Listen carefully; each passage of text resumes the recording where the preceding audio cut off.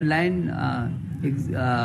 Education जारी रहेगा और क्लास भी खुली रहेंगी। हम उस विकल्प को भी अभी छोड़ेंगे नहीं।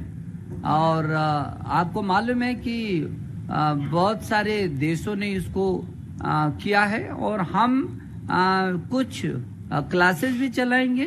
तो अभी ऑनलाइन पर भी आपको विकल्प अभी ऑनलाइन का अभी छोड़ेंगे नहीं, उसको साथ साथ रखेंगे। इसलिए छात्र छात्राओं को मैं कहना चाहता हूं, पूरे देश के छात्र छात्राओं को, कि स्कूल खुलेंगी, अभी स्कूल चलेंगे और आप सुरक्षा की दृष्टि से आप सचेत भी रहेंगे।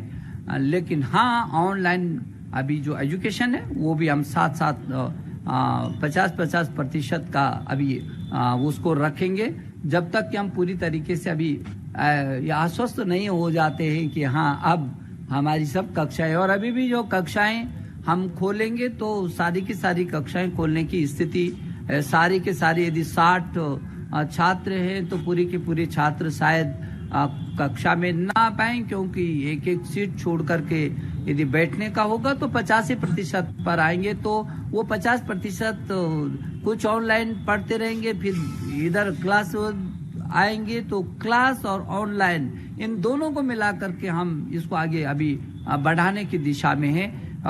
तो अंशिका, मेरी शुभकामना, क्या ऑनलाइन को आप जारी रखिए। अपना बहुमूल्य समय देने के लिए बहुत बहुत धन्यवाद। हमारी शंकाओं के उचित निवारण हेतु हम सभी आपके प्रति कृतज्ञ रहेंगे। माननीय महोदय, अब केंद्रीय विद्यालय सेक्टर 47 चंडीगढ़ से कक्षा 9वीं की छात्रा हरलीन आपसे कुछ जानना चाहती है। हरलीन, आप बताएं, आप क्या जानना चाहती हैं? नमस्कार, मैं हरलीन कौर, कक्षा 9वीं स की छात्रा, केंद्रीय विद्यालय सेक्टर 47 से आपसे एक प्रश्न पूछना चाहती हूँ। महोदय, नई शिक्षा नीति के अनुसार विद्यार्थी स्वाभाविक अभिरुचि और प्रतिभा के आधार पर विषयों का चयन कर सकते हैं। मेरी यह जानने की उत्सुकता है कि इस प्रकार के सब्जेक्ट कॉम्बिनेशन हमारे लिए कब तक उपलब्ध होंगे?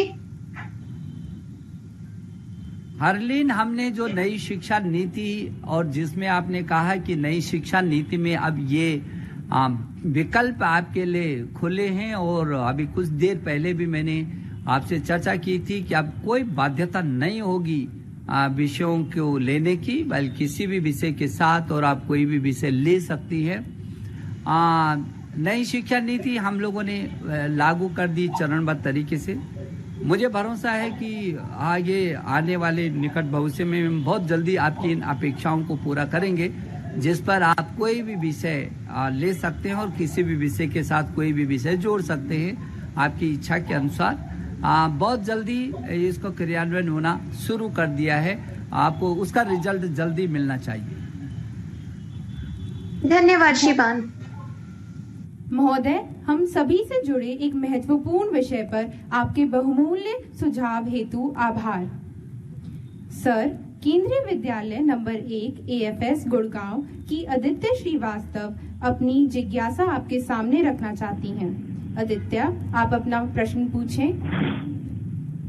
नमस्कार महोदय, मेरा नाम आदित्य श्रीवास्तव है और मैं केंद्रीय विद्यालय नंबर 1 वायु सेना स्थल गुरुग्राम की छात्रा हूँ।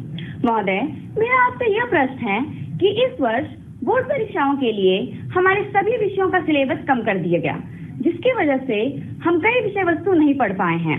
तो मैं यह पूछना चाहती हूँ कि क्या हटाए गए विषय वस्तु से संबंधित प्रश्न हमारे आने वाले प्रतियोगी परीक्षाओं में हमसे पूछे जाएंगे? धन्यवाद।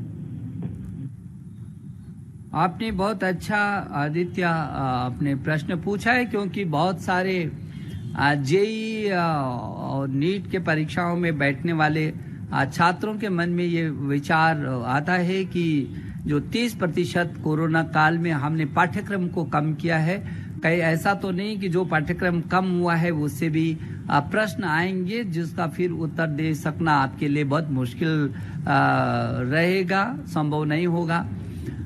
इसीलिए जब जेई की और नीट की परीक्षाएं होंगे तो अभी जो कम किया गया है पाठ्यक्रम, वो जो प्रश्न है उनकी सीमा 100 से 150 तक बढ़ा दी जाएगी।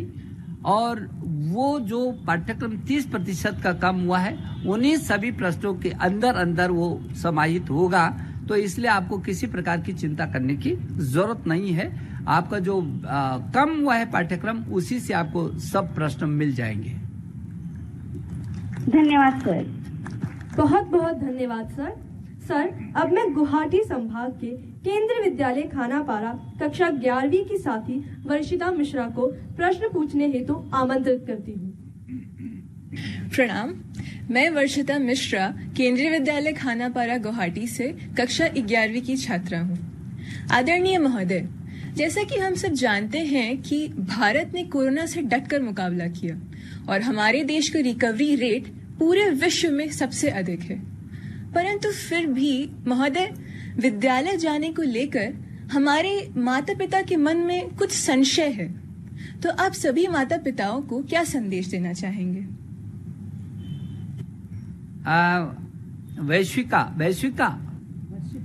वर्षिता